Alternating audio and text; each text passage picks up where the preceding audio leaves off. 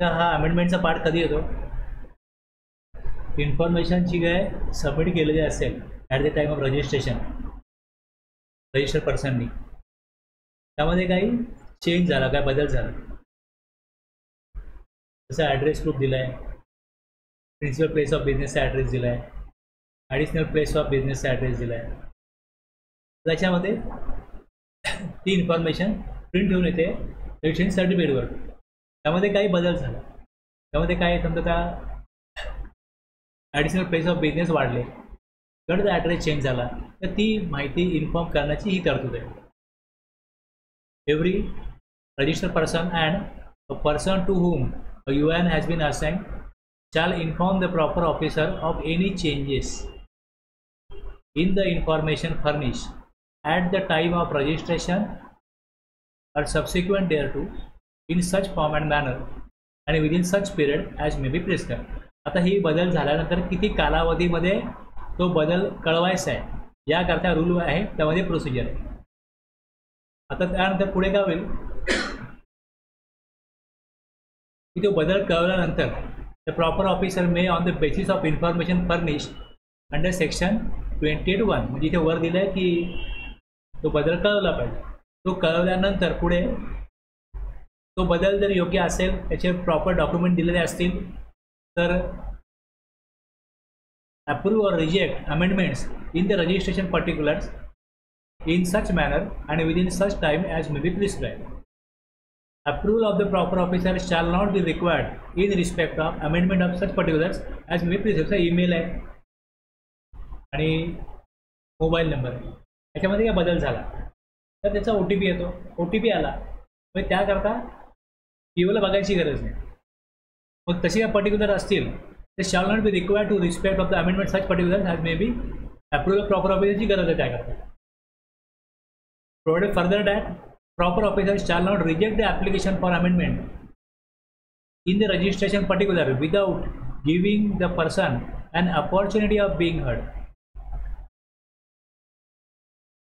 Amendment changes जर कळवले असतील आणि ते चेंजेस जर योग्य वाटत नसतील POला, ते रिजेक्ट करायचे असतील, तर त्यापूर्वी विचारण्याची गरज आहे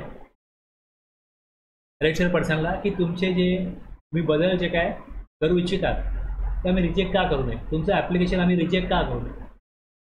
आणि त्यानंतर त्याचं एक्सप्लेनेशन ऐकून घेतल्यानंतर मग त्याचं रिजेक्शन होऊ शकतं. पण तुम्हाला प्रत्येक ठिकाणी या प्रकारचं येईल की ज्या वेळेस कुठलं कम्युनिकेशन होतं डिपार्टमेंटकडनं किंवा रजिस्टर पर्सनकडनं, त्यावेळेस प्रॉपर ऑफिसरला जर रजिस्टर पर्सनची एखादी कम्युनिकेशन किंवा एखादा त्याचा का जो रिस्पॉन्स या रिप्लाय हा जर पटत नसेल आणि त्याविषयी त्याला काय नकारात्मक कारवाई करायची असेल, तर त्यापूर्वी टॅक्सपेयरचं म्हणणं ऐकून घेतल्याशिवाय त्यांनी ती निगेटिव्ह ॲक्शन घेऊ नये अशा प्रकारे दिलेलं आहे. आणि याला म्हणतात नॅचरल जस्टिस, की त्याला तुम्ही पहिले विचारा आणि मग एकतर्फी निर्णय घेऊ नका, दुसरी बाजू ऐकून मगच तुम्ही निगेटिव्ह निर्णय देऊ शकता. Any rejection or approval of amendment under the, आता हे एका कायद्यामध्ये बदल केला जसं आपण बघितलं रजिस्ट्रेशन AGST ॲक्टमध्ये झालं, CGST ॲक्टमध्ये पण होईल. तसा बदल जो आहे हा AGST ॲक्टमध्ये झाला तर CGST ॲक्टमध्ये झाला असं मानलं जातं. अंडर दिस ॲक्ट आपण हा ॲक्ट बघतो CGST ॲक्ट. रिजेक्शन एका कायद्यामध्ये झालं दुसऱ्या कायद्यामध्ये पण होईल. Rejection or approval of amendment under the state goods and service tax act or the union territory goods and service tax act as the case may be shall be deem to be, असं मानलं जाईल की दुसऱ्या कायद्यात पण झालं असं मानलं जाईल. आता याच्या पुढे हा रूल आहे, रूल 90. याच्यामध्ये ही प्रोसिजर आहे. तर ज्यावेळेस पहिले ॲप्लिकेशन केलं असेल त्यावेळेस GST RAG 1 दिला असेल. Where there is any change in any of the particulars furnished in the application for registration in form GST RAG 01 किंवा फॉर्म GST RAG 07 जे TDS TCSवाले भरतात, किंवा मग RAG 09 NRTPS आहे, 10 UN होल्डर्स आहे, number in form GST RAG 13 either at the time of obtaining registration or आता याच्यामध्ये ज्यांनी हे जे ॲप्लिकेशन केलं आहे, जे फॉर्म भरलेत, त्याच्यामध्ये काही बदल झाला असेल तर त्यासाठी तो बदल, तो चेंज आहे, तो सबमिट ॲप्लिकेशन द्या period of 15 days.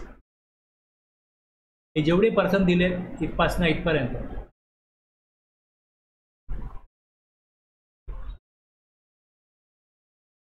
shall within a period of 15 days of such change submit an application duly signed or verified through electronic verification code electronically in GST RAG 14. आता याच्यामध्ये 15 दिवसामध्ये काय करा, ॲप्लिकेशन करा in form GST RAG 14. आता याच्यामध्ये जसं सांगितलं आहे की चेंजेस इन अदर पर्टिक्युलर, जसं अमेंडमेंट करायची आहे मोबाईल नंबरमध्ये, ईमेल ॲड्रेसमध्ये, तर इमिजिएटली होऊन जाईल. पण जे कोर फील्ड आहे, म्हणजे जी मुख्य इन्फॉर्मेशन, जसं पार्टनरशिप फर्म आहे, पार्टनर चेंज झाला, एखादा पार्टनर रिटायर झाला, कंपनीचे डायरेक्टर, प्रमोटर याच्यामध्ये काय चेंजेस झाला, तर अशी इन्फॉर्मेशन जी आहे ही बदल झाल्यानंतर त्याचं मग एक लिगल डॉक्युमेंट वेगळं बनवावं लागतं, अमेंड करून घ्यायला लागतं, आणि त्यानंतर मग त्या जे बदललेलं डॉक्युमेंट आहे ते मग परत इथे अमेंडमेंटसाठी द्यावं लागेल. मग तर ते प्रॉपर असेल, योग्य असेल तर ती अमेंडमेंट अप्रूव्ह होईल. अदरवाईज जर ते डॉक्युमेंट प्रॉपर नसतील किंवा इन्फॉर्मेशन जी आहे ती प्रॉपर सबमिट झाली नाही किंवा करेक्ट सबमिट झाली नाही तर मग ते ॲप्लिकेशन रिजेक्ट होऊ शकतं. त्यामुळे हे 15 दिवसामध्ये डॉक्युमेंट लागतात तर नाही, पण ते मी मागच्या मी सांगितलं ना की जर का त्याचं आधार ऑथेंटिकेशन त्यांनी केलं पण ते फेल आहे, आणि किंवा मग त्याच्या डेटा अनालिसिस किंवा रिस्क पॅरामीटरमध्ये असं आलं आहे की त्याचं साईट व्हिजिट गरजेची आहे, तर साईट व्हिजिट होणार पुढे जाऊन, त्याचं फिजिकल व्हेरिफिकेशन होणार, आणि ते व्हेरिफिकेशन झाल्यानंतर मग त्याची पुढची प्रोसेस होणार. ॲप्लिकेशन ऑफिसर कसं मोबाईल रजिस्ट्रेशन, ईमेल ॲड्रेस, आधार ऑथेंटिकेशन झाल्यानंतर तिकडे त्या प्रकारे अपडेट होतं, POला कळतं की ह्याचं आधार ऑथेंटिकेशन झालेलं आहे. आता त्यानंतर जर त्याचा बेस्ड ऑन डेटा अनालिसिस किंवा रिस्क पॅरामीटरमध्ये असं आलं की याचं फिजिकल व्हेरिफिकेशन करणं गरजेचं आहे, तर मग त्याचा पुढचं प्रोसेस जी आहे ही 7 दिवसामध्ये होणार नाही, 30 दिवसामध्ये होईल. जे काय ऑनलाईन होतं ती इन्फॉर्मेशन तिकडे त्याच्या रजिस्ट्रेशन पर्टिक्युलरमध्ये अपडेट होते ना तिकडे, मग त्या बेसिसवरतीच PO पुढे ॲक्शन घेणार ना. जे डॉक्युमेंट सबमिट केले ते POकडे आले, मग त्याचं व्हेरिफिकेशन PO करणार. जी इन्फॉर्मेशन ही सिस्टम आहे ती चूज करते त्याच्या प्रोग्रामिंगप्रमाणे की हे कुठल्या ज्युरिडिक्शनचं काम आहे, मग तिथे कुठल्या लोकांकडे ते काम पाठवायचं आहे, त्यामुळे तिकडे ते ॲप्लिकेशन जातं. ते गेल्यानंतर मग जो निर्धारित वेळ आहे 7 दिवस, त्यामध्ये काय होईल, ती लोक प्रोसेस करणार. त्यानंतर मग त्यांनी काय प्रोसेस केल्यानंतर टॅक्सपेअरच्या एंडला कळणार की त्यांना क्लेरिफिकेशन पाहिजे. असंच चालतं ना, मी माझ्या लॉग इनला बघतो, PO त्याच्या लॉग इनला बघतो, मग तिकडे जे काय ऑनलाईन प्रोसेसिंग केलं की त्याला तिथे अपडेट होतं.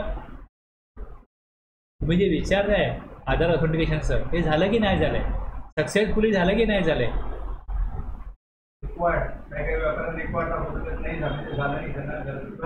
हां, नाही केलं त्यांनी काय करू, आपण काय करतो, कॉल करून त्यांना सांगतो आधार आणि जर त्यांनी नाही केलं ठराविक दिवसामध्ये तर मग त्याचा फिजिकल व्हेरिफिकेशनचा ऑप्शन कसं होतं, त्याला तो ऑप्शन त्यांनी चूज केला आहे पण तो फेल गेला आहे.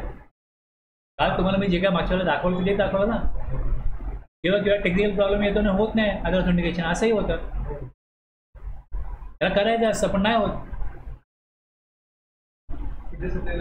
कधी मोबाईलला OTP येत नाही, वेगवेगळे प्रॉब्लेम असतात ना असे, किंवा सर्व्हरच पाठवत नाही किंवा सर्व्हरने पाठवत पण त्याच्या मोबाईलला येत नाही, किंवा एखादा नंबर जो आहे तो बंद झाला आहे, असे वेळेला नाही होत, ते नाही होत काय करणार. मग त्याला ऑल्टरनेटिव्ह काय आहे, त्याला ऑल्टरनेटिव्ह हाच आहे की त्याला फिजिकल व्हेरिफिकेशन करा, साईट व्हिजिट करा. तर तिकडे ते पेंडिंगच दाखवणार ना त्याच्या स्टेटसमध्ये. त्याचं जे स्टेटस आहे त्याचा अर्थ काय निघणार की याचं आधार ऑथेंटिकेशन पेंडिंग आहे. पण त्याला ऑप्शन त्यांनी सांगितलं नाही, त्याला ऑल्टरनेटिव्ह ऑप्शन दुसरा आहे तो वापरायचा मग फिजिकल व्हेरिफिकेशन. तुम्ही त्याला फोन करून सांगायला पण की करून घ्या, माहिती तुम्हाला तुमचं लवकर होईल. पण जर नसेल होत त्याच्याकडनं मग काय करणार?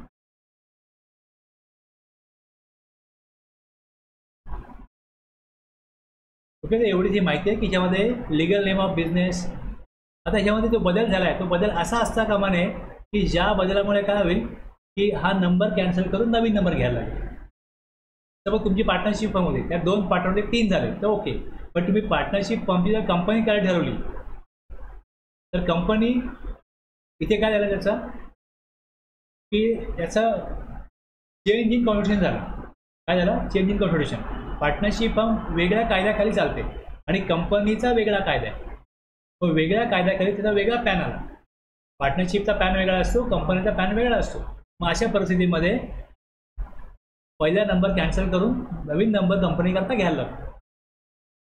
तसं नसेल, फक्त पार्टनरशिप फर्मच आहे, फक्त पार्टनर कमी असं झालं किंवा पार्टनर बदलले किंवा वाढले तर या केसमध्ये काय होतं, त्याचं डॉक्युमेंट जे बदलतं पार्टनरशिप फर्मचं ते त्यांचा जे डीड आहे पार्टनरशिप ते डीड ते अमेंड करतात आणि अमेंड केलेले डीड जे आहे ते मग ते परत GST पोर्टलला म्हणजे GSTच्या त्यांच्या इन्फॉर्मेशनमध्ये बदल झालेला आहे हे कळवतात. एवढंच करायचं. अमेंडमेंट त्यासाठीच आहे. Effective from the occurrence of the event warranting such change. आता हे within 15 working days from the receipt of application पाठवलं बदल झाला कळवला 15 दिवसामध्ये. मग ॲप्लिकेशन कळवल्यानंतर 15 दिवसामध्ये काय होईल त्याच्यावरती PO ॲक्शन घेईल. PO shall after verification approve the amendment and issue order in form GST RAG 15. In case of change in constitution result in change of PAN, तर मग ॲप्लिकेशन फॉर फ्री रजिस्ट्रेशन होईल.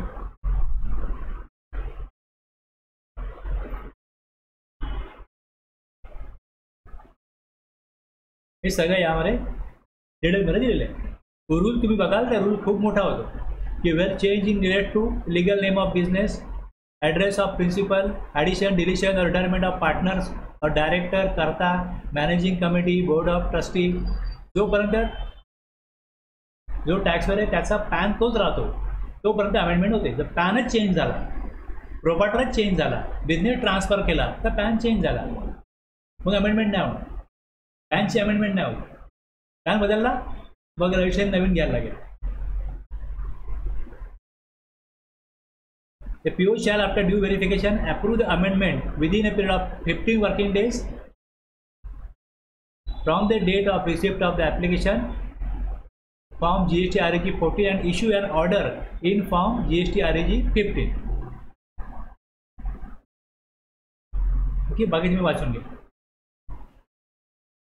त्याच्यामध्ये जेव्हा रिजेक्शनच्या अगोदर where the PO is of the opinion that the amendment sought under Rule 19(1) is either not warranted or the document furnished therewith are incomplete. तर अशा प्रकारे ती अमेंडमेंट होऊ शकत नाही, डॉक्युमेंट प्रॉपर नाही, इन्फॉर्मेशन कंप्लीट नाही आहे, तर विदिन 15 डेज त्यांना रिजेक्ट करण्यापूर्वी विचारलं जाईल. Requiring the registered person to show cause within a period of 7 working days of the service of the said notice as why the application submitted under Subrule 1 shall not be rejected. 03 मध्ये काय त्याचं clarification त्यांना विचारलं जाईल की तुम्ही document पडते proper नाही, तुमचं आम्ही हे रिजेक्ट का करू नये. 7 वर्किंग डेजवर त्याला रिप्लाय केला पाहिजे टॅक्स पेअरने, रजिस्टर्ड पर्सनने.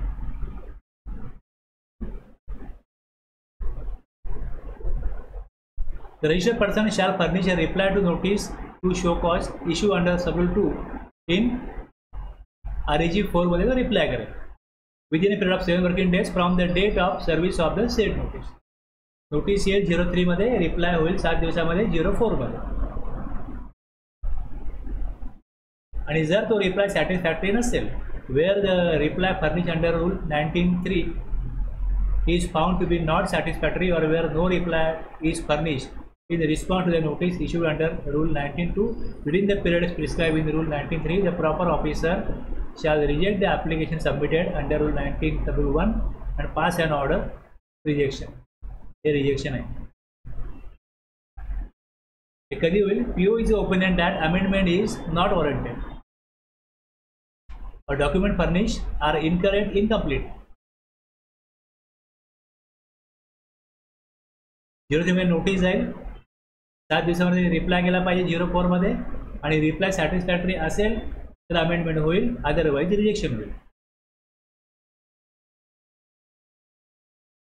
जर रिप्लाय केला आणि POने काही ॲक्शन नाही घेतली विदिन पिरियड ऑफ 15 days किंवा मग रिप्लाय केल्यानंतर रिलीज मागवल्यानंतर 7 दिवसामध्ये, okay, within period of 15 working days from the date of submission तर मी ॲप्लिकेशन पाठवलं आणि POने काही रिस्पॉन्स नाही दिला, तर registration certificate shall stand amended and same shall be made available on common portal. त्यांनी क्लेरिफिकेशन मागवलं आणि क्लेरिफिकेशन 7 दिवसामध्ये दिल्यानंतर मग पुढे काही रिस्पॉन्स नाही दिला तर जे क्लेरिफिकेशन दिलं आहे त्यांना मान्य आहे हे समजलं जाईल आणि मग त्याप्रमाणे अमेंडमेंट होईल.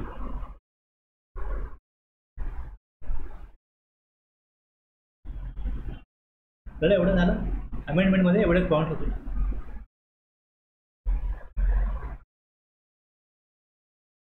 जी इन्फॉर्मेशन दिली जाते गव्हर्नमेंटला, एक तर काय असतं, पहिले हे रजिस्ट्रेशन पॅन बेस आहे, त्यानंतर अजून काय असतं, ईमेल, आणखीन मोबाईलवरती काय होतं, कम्युनिकेशन होतं.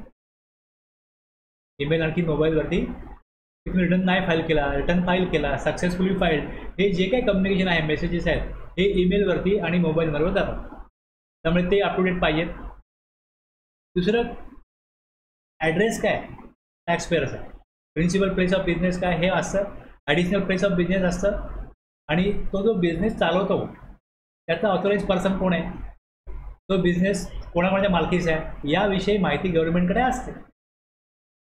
परत जे बिझनेसचं नाव आहे ते आणि बिझनेसचं स्वरूप आहे ते, समजा एखादा व्यक्ती स्टेशनरीचा बिझनेस करत असेल आणि त्याने आपल्या ॲक्टिव्हिटीज ती बंद केली आणि कपड्यांचा बिझनेस सुरू केला, जे कुठे बदल ते करतील ही इन्फॉर्मेशन त्यांनी वेळोवेळी गव्हर्नमेंटकडे अपडेट केली पाहिजे आणि त्यासाठी ही अमेंडमेंटची प्रोव्हिजन होती.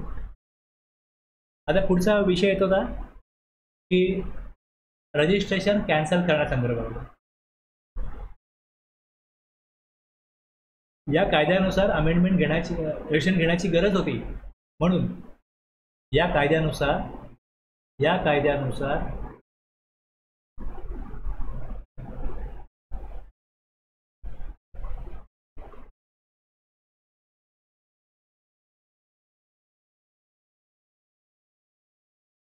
रजिस्ट्रेशन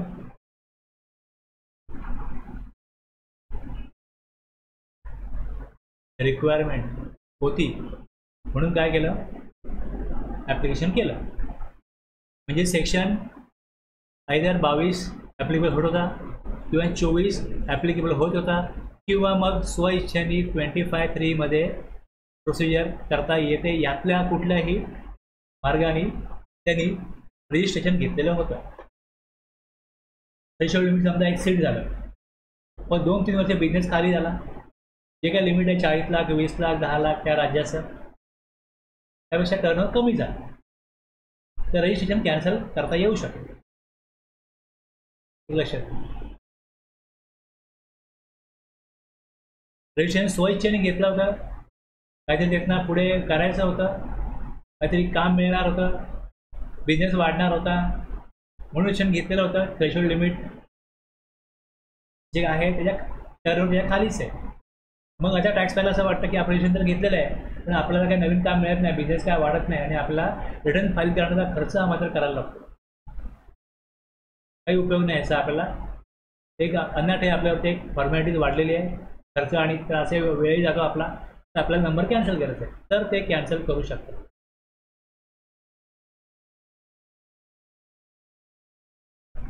हा एक अधिकार कोणाला आहे, टॅक्स पेअर. तसंच जे व्यक्ती GST मध्ये रजिस्ट्रेशन घेतात त्यांनी त्या कायद्याप्रमाणे त्यांना काय ऑब्लिगेशन्स आहेत ते फॉलो केले पाहिजे. जसं अकाउंट रेकॉर्ड मेंटेन केले पाहिजेत, इनवॉइस बनवले पाहिजेत, proper input tax credit properly घेतला पाहिजे, टॅक्स लायबिलिटी जी आहे ती प्रॉपरली पे केली पाहिजे, रिटर्न्स, पेमेंट, डॉक्युमेंटेशन हे जर एखादा टॅक्स पेअर प्रॉपरली करत नसेल किंवा जर का सप्लाय करतोय तर गुड्सचा सप्लाय करतोय, गुड्सचा सप्लाय करण्या अगोदर इन्व्हॉइस इश्यू केला पाहिजे. जर गुड्स सप्लाय करत नसेल तर इन्व्हॉइस इश्यू करता कामा नये, हे फेक इन्व्हॉइस झाले. अशा कुठल्याही या कायद्यानुसार ज्या स्टेप्स यांनी घ्यायला पाहिजे त्याच्या विरोधी, कायद्याविरोधी काय स्टेप तो घेत असेल तर मग जीएसटी डिपार्टमेंट प्रॉपर ऑफिसर त्या पर्सनचा जीएसटी नंबर कॅन्सल करू शकतो.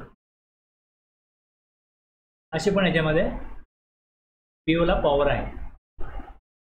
आणि मग जर का पीओ नंबर कॅन्सल करेल रजिस्टर्ड पर्सनचा तर मग त्या रजिस्टर्ड पर्सनला काय होईल, पुढे जाऊन मग प्रॉपर तो स्टेप घेत नाही म्हणून मग ज्या काय पेनल्टीज आहेत, फाईन आहेत, त्या सगळ्या लागू होतील. मग ते डिपार्टमेंटला कॉन्टॅक्ट करणार किंवा माझं काय चुकलं की मी काय अशा प्रकारे चुकीचं केलं म्हणून मला तुम्ही नंबर माझा कॅन्सल केला. मग त्यानंतर कम्युनिकेशन केल्यानंतर तो प्रॉपर आपलं ऑब्लिगेशन फॉलो करायला लागणार असेल, करत असेल तर मग त्याचा नंबर परत जो कॅन्सल केला असेल तो परत काय केला जाईल, त्याचा रिओप केला जाईल किंवा तो परत इनॲक्टिव्ह केला तर ॲक्टिव्ह केला जाईल. त्याचं कॅन्सलेशन जे आहे ते परत कॅन्सल करून प्रॉपर करून तो आपला बिझनेस करू शकेल. तर अशा प्रकारे इकडे मी सांगतो. आता पहिले बघा, मी तुम्हाला एक बॅकग्राऊंड सांगितलं, एक वाचतो ना मी, बघा ना पुढे काही नाही करू. तुम्ही पहिले आयडिया दिली 29(1) जो आहे आणि 29(2) जो आहे हे झाले पूर्ण का, पण मला लक्षात येईल हे नक्की काय आहे. आता माझ्याकडे तर काय चॉईस नसतो ॲज अ टॅक्स पेअर की कुठल्या ऑफिसरकडे पाठवायचं. जे काय आहे ते सिस्टम थ्रू जातं. मग त्या पीओकडे पोस्ट पीओ ते बघणार आहे, हे लक्षात घ्या. The proper officer may either on his own motion. पहिला काय दिलं आहे की प्रॉपर ऑफिसर मे, म्हणजे त्याची गरज असेल तर, इच्छा असेल तर त्याला चॉईस दिला इकडे. मे म्हणजे त्याला चॉईस आहे की the proper officer may either on his own motion और दुसरा काय on an application filed by the registered person or by his legal heir in case death of such person. Cancel the registration. How will cancel the registration in such manner and within such period as may be prescribed. Rule 20 प्रमाणे ती procedure आहे. Proper officer स्वतः on his own motion किंवा tax पेअरला गरज असेल तर application करेल की नंबर माझा कॅन्सल करा. आता हे का असं होऊ शकतं, कॅन्सलेशन टॅक्स पेअर का मागेल. The business has been discontinue where काय कुठल्या परिस्थितीत,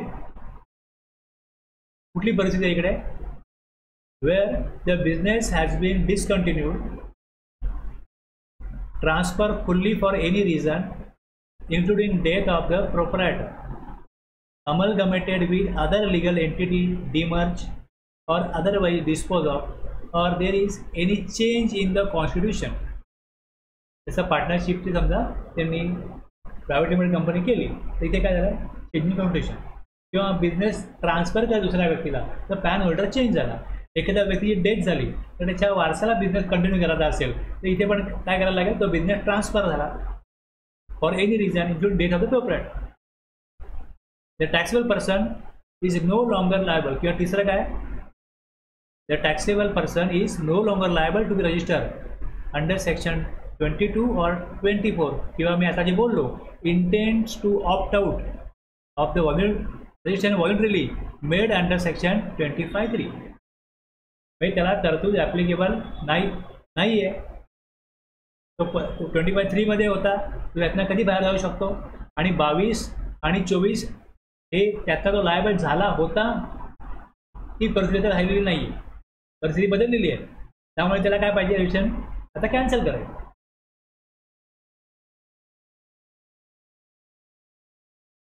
ओके.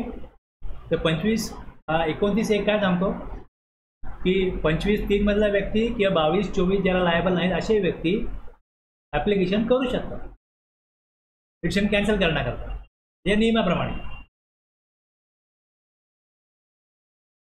आता ॲप्लिकेशन केल्यानंतर काय होतं, ते पीओकडे जातं. मग पीओ त्याच्यावरती व्हेरिफिकेशन करून पुढचा निर्णय घेईल की त्याचं ॲप्लिकेशन अप्रूव्ह करायचं का रिजेक्ट करायचं. आणि समजा मी ॲप्लिकेशन केलं जानेवारीमध्ये, तर ह्याच्यावरती अप्रुव्हल यायला 2 महिने लागतील, 3 महिने लागतील. आलं लक्षात. एखाद्याने बिझनेस डिस्कंटिन्यू केला जानेवारीमध्येच आणि त्याची ॲक्च्युली कॅन्सलेशन ऑर्डर आली एप्रिलमध्ये, तर फेब्रुवारी मार्च तो बिझनेसच करत नाही. ज्या जागेत तो बिझनेस करत होता ती जागा भाड्याची होती, त्यांनी जागा खाली केली, ॲप्लिकेशन केलं, त्या जागेत नवीन बिझनेस आला. आता फेब्रुवारी मार्चचा जर का तो बिझनेस करत नव्हता तर त्यांनी रिटर्न भरले पाहिजे का नको फेब्रुवारी मार्चचे. कॅन्सलेशनची ऑर्डर येईल एप्रिलला, मेला. डिपार्टमेंटने वेळ घेतला आपलं व्हेरिफिकेशन करायला आणि निर्णय घ्यायला, पण टॅक्स पेअरनी बिझनेस जानेवारीमध्येच बंद केला आणि ॲप्लिकेशन जानेवारीत दिलं.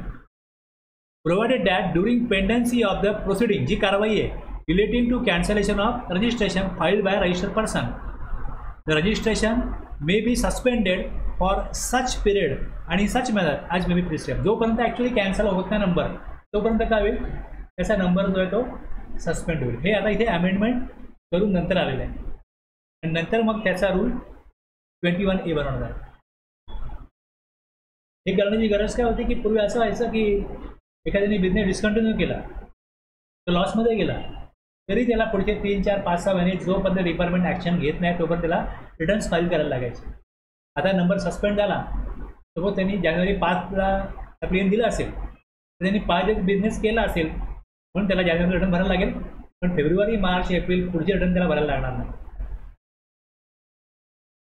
पूर्वी जोपर्यंत ऑर्डर येत नाही तोपर्यंत रिटर्न भरायला लागत होते. त्यामुळे पहिल्यांदा काय होतं, सर जे नाव आहे ते फक्त एवढंच होतं कॅन्सलेशन रजिस्ट्रेशन, सस्पेन्शन हा विषयच नव्हता पहिले.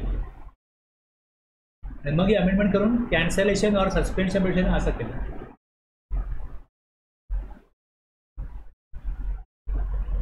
ओके, तर यामध्ये काय दिलं आहे, cancellation of GST registration cancel by tax payer himself, स्वतः करू शकतो tax payer. Cancel by authorise tax officer, तर हे पुढे येईल. ह्यात पण दिलं इकडे मे आणि ओव्हर मोशन.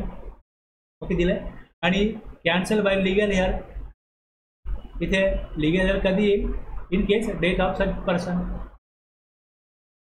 हे का करतील, खाली कारण दिलीत ना, का करतील.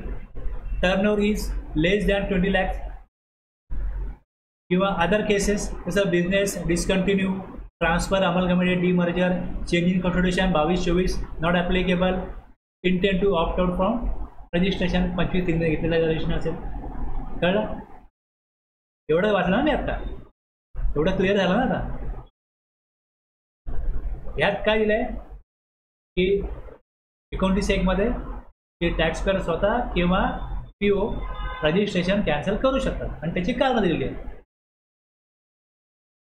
आता रूल 20 आहे रजिस्टर. आता इकडे बघा, लक्षात आहे की बघा कसं आहे. आता मी तुम्हाला फॉर्म दाखवतो, कुठले कुठले फॉर्म आहे. आता हे जे फॉर्म सुरू होतात त्याच्या आपण अगोदर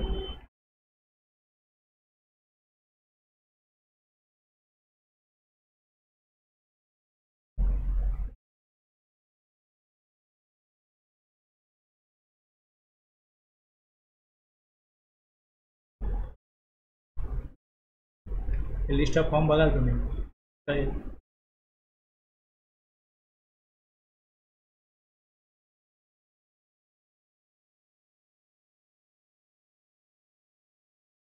हे 5-6 पर्यंत बघितले ना आपण. 1 मध्ये ॲप्लिकेशन आहे, 2 मध्ये ॲक्नॉलेजमेंट, 3 मध्ये क्लेरिफिकेशन, 4 मध्ये त्या क्लेरिफिकेशनला उत्तर, 5 मध्ये रिजेक्शन आणि 6 मध्ये काय होतं, rejection certificate.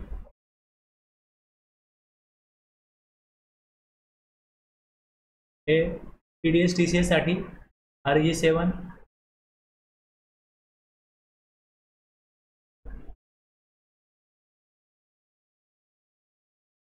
Order of cancellation, ज्यांना नंबर डिडक्ट करायला किंवा TCS कलेक्ट करायला त्यांनी प्रोसिजर केले, त्यांना जर गरज नाही त्याची, तर मग तो त्याची ऑर्डर येईल, order of cancellation registration at as tax deductor किंवा टॅक्स कलेक्टर ॲट सोर्स. पुढे NRTP साठी RG9,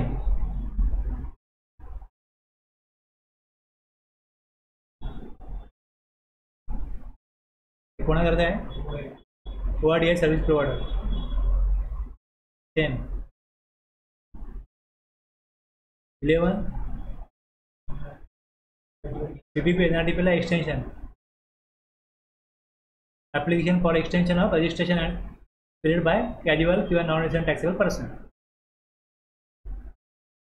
12 मध्ये order of grant of temporary registration, सुमूड रजिस्ट्रेशन त्याची ऑर्डर. 13 मध्ये UN होल्डर करता application.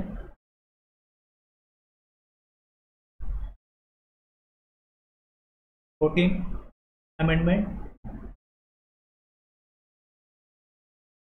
For all types of registered person दिलं इकडे. Application for amendment in registered particulars. 15 order of amendment. 16 application for cancellation of registration. हे application आहे.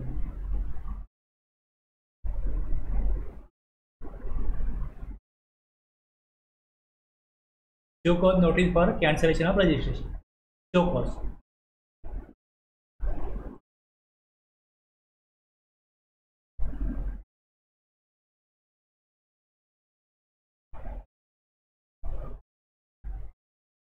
पहिले काय येईल? Show cause. तुमचा नंबर कॅन्सल का करू नये. आता जर का काहीतरी याच्यामध्ये ऑब्लिगेशन फॉलो प्रॉपरली करत नाही, काहीतरी जे आहे ते कायद्याविरोधी काम चालू आहे किंवा कायद्यानुसार ऑब्लिगेशन फॉलो करत नाही आहे, तर नंबर कॅन्सल करण्याची ज्या वेळेस स्टेप घ्यायची असेल त्याच्या अगोदर काय शो कॉज नोटीस. दुसरा reply to show cause notice, cancellation for registration, याला उत्तर द्यायचं आहे. 19 मध्ये ऑर्डर फॉर कॅन्सल रजिस्ट्रेशन. हे 19 मध्ये. आता ज्या वेळेस इथे बघा हे 19 आहे, order of cancellation of registration. ज्यांनी ॲप्लिकेशन केलं आहे म्हणून कॅन्सल केलं आहे किंवा अगोदर नोटीस पाठवून रिटर्न भरत नाही आहेत किंवा आणखीन काहीतरी चुका आहेत म्हणून त्यांना नोटीस पाठवली, त्याला उत्तर त्यांनी दिलं नाही शोकॉज नोटीसला, मग पुढे काय होईल? त्याची ऑर्डर फॉर कॅन्सलेशन होईल. किंवा रिप्लाय तो दिला आहे, तो रिप्लाय प्रॉपर नाही आहे, तर पुढे काय होईल? Order for cancellation. आता याच्यामध्ये पुढे बघा काय म्हटलं आहे, इन टर्म्स ऑफ. आपण 29(1) वाचलं आता, बरोबर आहे? 29, 2 आणि 3 पुढे वाटणार, 29, 2, 3, 4 पण वाटणार आहे. ह्यात काय म्हटलं आहे? In terms of section 29(3) and 4 of the CGST Act, the cancel of registration shall not affect the liability of the person to pay tax and other dues under this act or to discharge any obligation under this act. आता त्यांनी number जरी cancel केला तर याचा अर्थ असा होत नाही की आता यापुढे त्यांना बिझनेस करता येईल, रजिस्ट्रेशनची गरज नाही कारण नंबर डिपार्टमेंटनेच कॅन्सल केला. लक्षात घ्या याचा काय अर्थ होतो. जर का मी रजिस्टर्ड पर्सन असेन आणि जर मी लायबल आहे या कायद्यानुसार आणि नंबर कॅन्सल झाला आहे, इनवॉइस बनवायला पाहिजे, इनवॉइस नाही बनवला, हे नंबर कॅन्सल केला आहे, तर तो टॅक्स जमा करायलाच लागेल. ऑब्लिगेशन्स प्रॉपर फॉलो नाही केले म्हणून जी पेनल्टी आहे ती पण भरायलाच लागेल. नंबर कॅन्सल झाला आहे, तो बिझनेस त्यांनी बंद केल्या गोष्टी वेगळी, बिझनेस करतोय आणि कॅन्सलेशनची ऑर्डर येऊन पण मग तो रिओप नाही करत, तर त्याच्यावरती जी लायबिलिटी आहे ती लायबिलिटी त्याला देणं राहील. लायबिलिटीवरती काय फरक पडत नाही कॅन्सलेशनचा. काय दिलं तिकडे की the cancellation of registration shall not affect the liability of the person to pay tax and other dues under this act or to discharge any obligation under this act or the rules made thereunder for any period prior to the date of cancellation, whether or not such tax and other dues are determined before or after the date of cancellation. काही dues आहेत ते अगोदर नंतर कधी final होऊ शकतात. जर supply करतोय तर टॅक्स कलेक्ट केला पाहिजे, पण नंबर कॅन्सल केला तर टॅक्स तो कलेक्ट करू शकत नाही. रिटर्न भरायची आहे, पेमेंट करायचं आहे टॅक्सचं. लक्षात घ्या. एखाद्याने काहीतरी घोळ घातला आणि नंबर मग कॅन्सल केला, सांगितलं की मला काय लागू होत नाही तरतूद म्हणून मला तुम्ही करा नंबर कॅन्सल करा, पण त्याला GSR 9 भरायला लागेल, पुढचे जे ऑब्लिगेशन करायला लागतील आणि त्यानंतर जर त्याची स्क्रुटिनी झाली तर त्यामध्ये त्याला काय डिमांड येत असेल ते त्याला द्यावं लागेल. लायबिलिटीवरती आता फरक पडत नाही की नंबर मी कॅन्सल केला, आता मी सुटलो, आता काय मला विचारू नका, असं होत नाही. आता इकडे दिलं 29/3 29/4 काय म्हणतात हे मी दाखवेन. कळलं ना काय? ऑर्डर फॉर कॅन्सलेशन ऑपरेशन जो REG 19 आहे,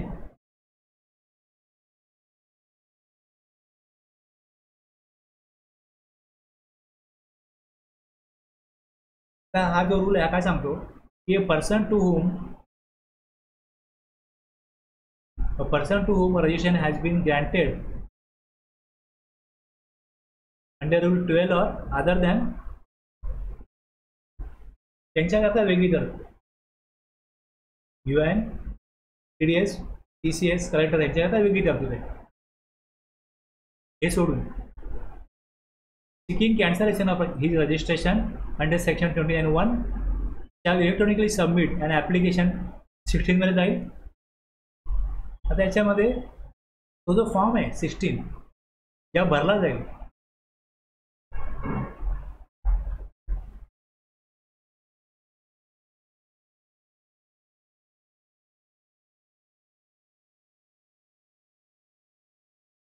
सिस्टममधनं ही माहिती द्यायला GSN नंबर बाकीचे सगळे जाईल माहिती. कारण द्यायला लागेल की रिझन फॉर कॅन्सलेशन काय, रिझन फॉर कॅन्सलेशन सिलेक्ट 1 हे जे आपण वाचले तेच आहेत ना सगळे. अदर स्पेसिफाय करा.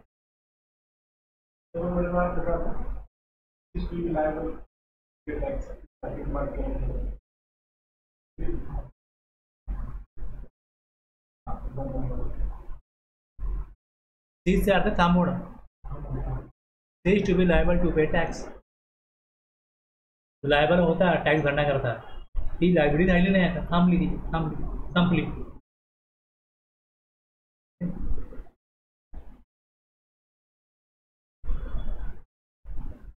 तर ह्या कारणामुळे बिझनेस त्यांना आता याची लायबिलिटी नाही आहे, द्यायची नाही आहे, नंबर नको आहे. मग याच्याकडे ही माहिती आहे इथे काय की इनपुटमध्ये काय आहे. इनपुटचे 3 प्रकार असतात. Input, semi finish goods, capital goods. जे परचेस केले होते, जे आता त्यांच्याकडे नंबर कॅन्सल करत असताना स्टॉकमध्ये आहेत, त्याविषयी त्यांना काय आता ॲक्शन पुढे घ्यायची आहे.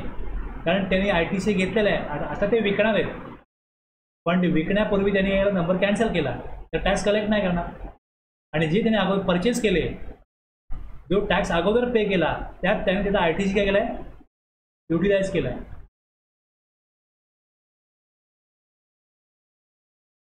तर याप्रमाणे स्टॉकमध्ये काय गुड्स आहेत, इनपुट्स किती आहेत, काय आहेत, आणि मग details of tax paid if any he information जाते ॲप्लिकेशन फॉर कॅन्सलेशनमध्ये. दिल्यानंतर पुढे जाऊन आता हे शोकत नोटीस हे कोणाकडे केव्हा येईल, ज्यावेळेस डिपार्टमेंटकडनं नंबर कॅन्सल केला होता. एक टॅक्स पेअर स्वतःहून नंबर कॅन्सल करेल, त्यावेळेस तो ही माहिती देईल की माझ्याकडे स्टॉकमध्ये काय आहेत, गुड्स आहेत, आणि मला कुठलं कारण आहे ज्यामुळे मला नंबर कॅन्सल करायचा. कळलं एवढं? आता मी येतो या परत पुढे.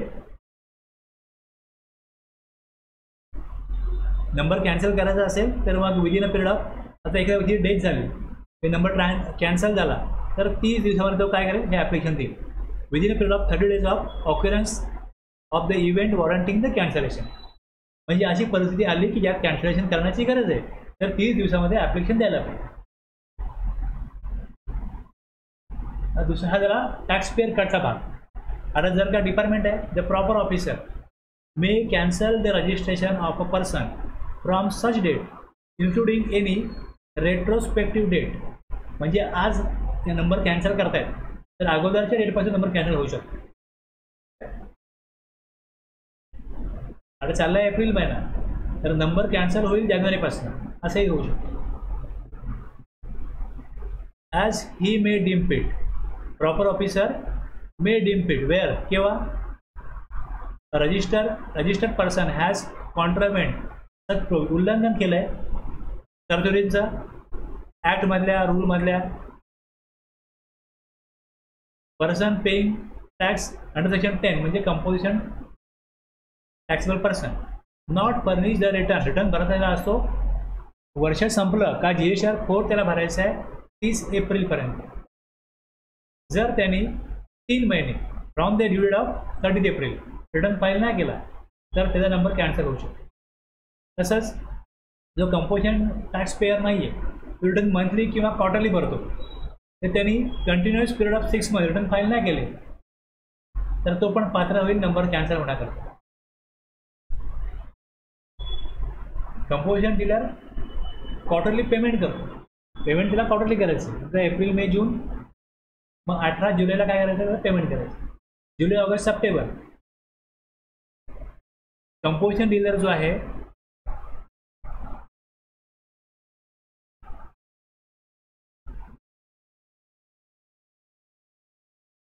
तर हे 4 क्वार्टर होतील. एप्रिल मे जून हा पहिला क्वार्टर आहे. दुसरा जुलै ऑगस्ट सप्टेंबर. पुढे ऑक्टोबर टू डिसेंबर आणि जानेवारी टू मार्च. आता एप्रिल टू जून जेव्हा आता माझा मार्च संपला आहे बरोबर आहे तर मला 18 एप्रिलपर्यंत याचं पेमेंट करायचं आहे 3 महिन्याचं. आता मे बी ते 1% टर्नओव्हरच्या असेल, हॉटेलला 5% असेल, सर्व्हिस प्रोव्हायडरला 6% असेल. ते पेमेंट त्यांना करायचं. मी त्याचा फॉर्म काढून दाखवीन CMP 08. जून संपला का पुढे 18 जुलै येईल. सप्टेंबर संपला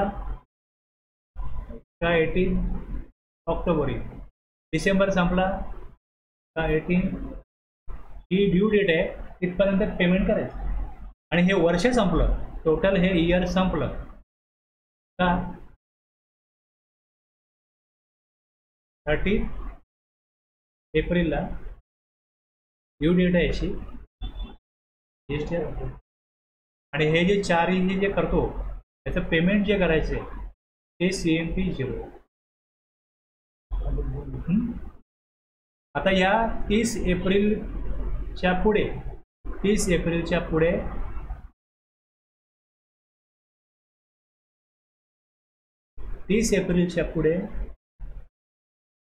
three months a person paying tax under section 10 not furnish their return GSR 4 30 एप्रिलपासून पुढे त्यांनी 3 महिन्यात GSR 4 नाही भरला तर त्याचा नंबर कॅन्सल होण्याकरता तो पात्र होतो.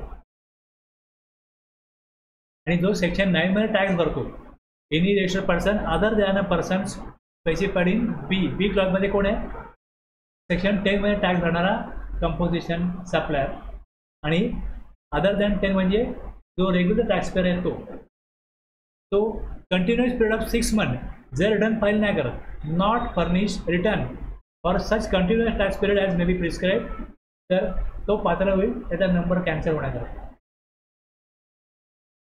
Okay.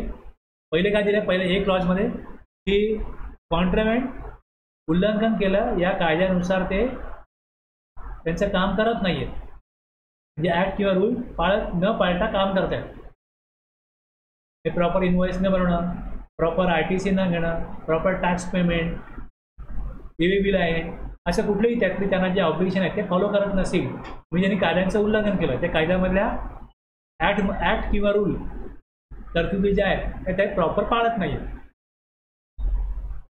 Any person who has been voluntary registration त्यांनी स्वइच्छेने घेतलं पण त्यांनी 6 महिन्यामध्ये बिझनेस सुरू नाही केला not commence business within 6 month from the date of registration घेतला पण बिझनेस सुरूच नाही केला 6 महिन्यात तर त्याचा पण बिझनेस त्याचा पण नंबर कॅन्सल होण्याकरता तो पात्र होईल.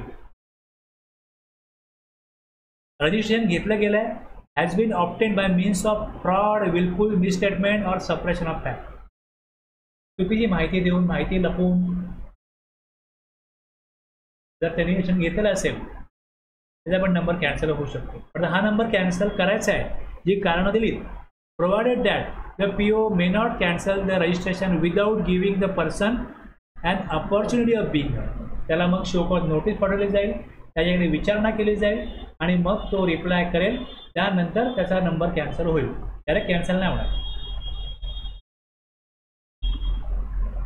आणि provided further that during pendency of the proceedings relating to cancellation of registration filed by registered person, the registration may be suspended.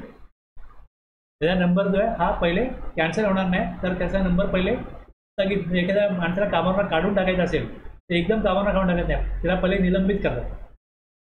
मग त्याला विचारतात तुला आम्ही कामावर कायमस्वरूपी का कमी करू नये. मग त्याच्यावरती कुठली समिती असेल, कमिटी असेल, त्याला उत्तर द्यायचं असतं. मग त्यांनी समाधानाला उत्तर दिलं असेल तर त्याचं निलंबन कॅन्सल होऊ शकतं. आणि जर त्याची उत्तरं समाधानकारक नसतील तर मग त्याला कामावरनं काढलं जाईल. बरोबर असंच आहे ना. त्याच प्रकारे नंबर कॅन्सल करण्यापूर्वी तो पहिले काय होईल, सस्पेंड होईल आणि मग अपॉइंटमेंट ऑफ बिंग हर्ड दिलं जाईल. उत्तर सॅटिस्फॅक्टरी दिलं तर नंबर त्याचा सस्पेंड केलाय तो काय होईल, परत रिस्टोर होईल, रिवोक होईल.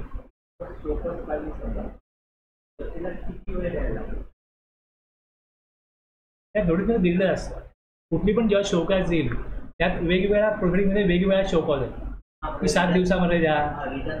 हां तसं नाही बघा, वेगवेगळ्या वेळेला जी कारवाई करायची आहे त्याच्या अगोदर शोकॉज नोटीस येणार कुठली कारवाई असतो.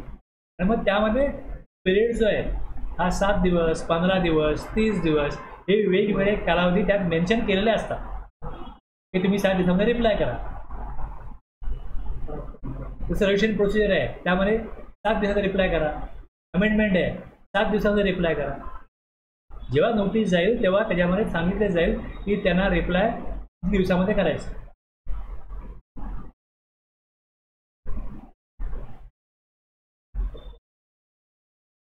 आता ह्यामध्ये रूल 21 दिला आहे. The registration granted to a person is liable to be cancelled if the said person does not conduct any business from the declared place of business, issues invoice or bill without supply of goods, services or both in violation of the provision of this act or the rules made thereunder, or violates the provisions of section 171 of the act or the rules made thereunder. आता 171 जो आहे section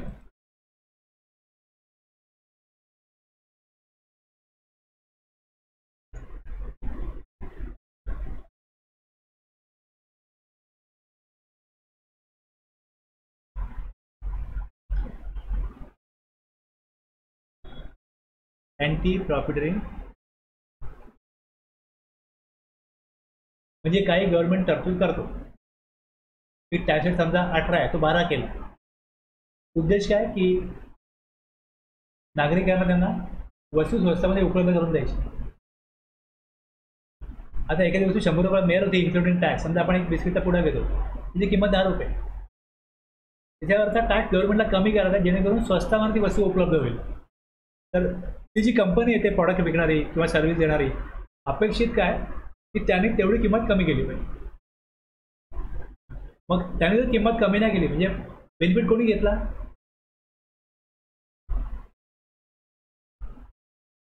जो बाहेर आहे त्याला मिळाला नाही. Benefit सप्लायरने घेतलं, सप्लायरने घेऊ नये benefit. Violet the provision of त्याकरता ही सेक्शन केलं होतं की वॅटमध्ये ज्या वस्तू मिळत होत्या त्या जीएसटीवर स्वस्त व्हायला पाहिजे.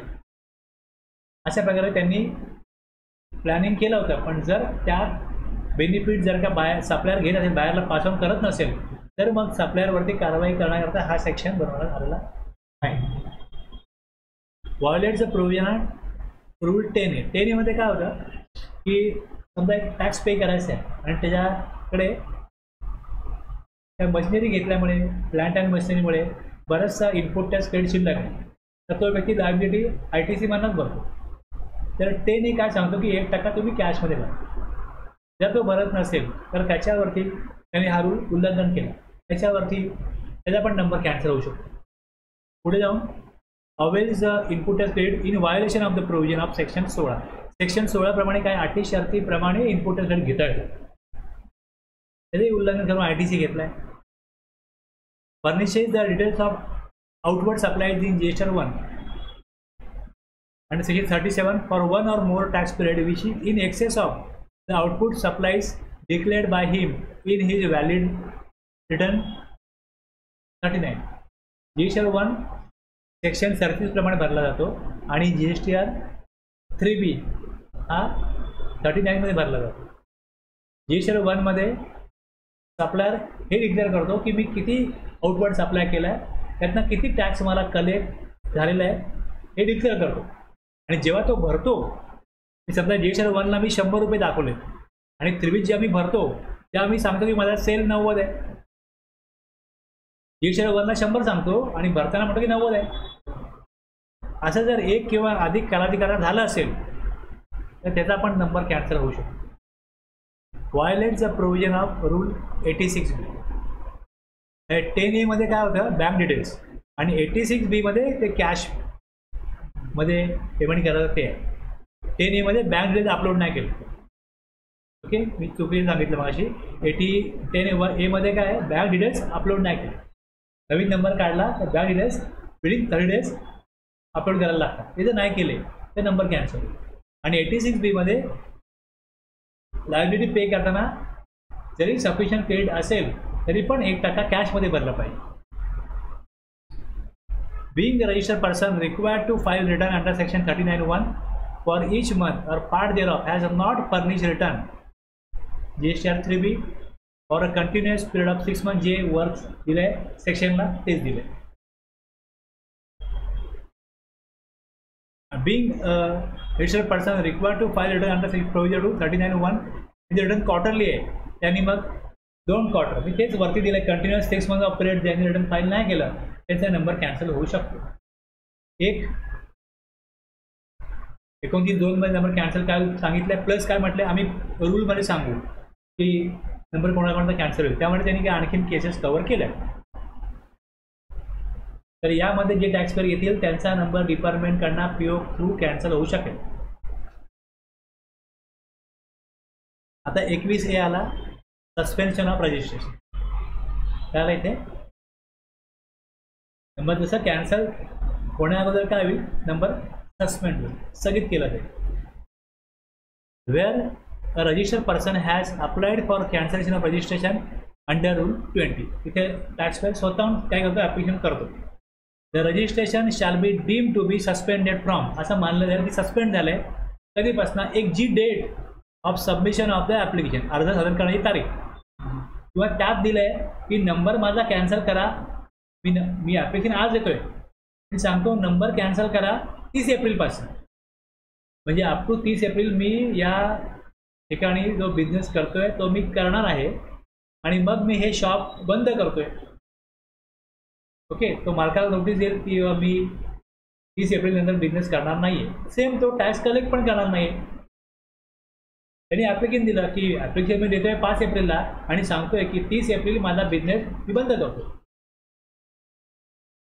ॲप्लिकेशन कधी दिला, 5 तारखेला, आणि बंद कधी करतोय 30 तारीख, विचेवर इज लॅटर, नंतर काय 30 एप्रिल. ओके, मला माहिती आहे की मी 30 एप्रिलपर्यंत हा शॉप माझ्या ताब्यात असणार आहे, मग मी या खाली करतो.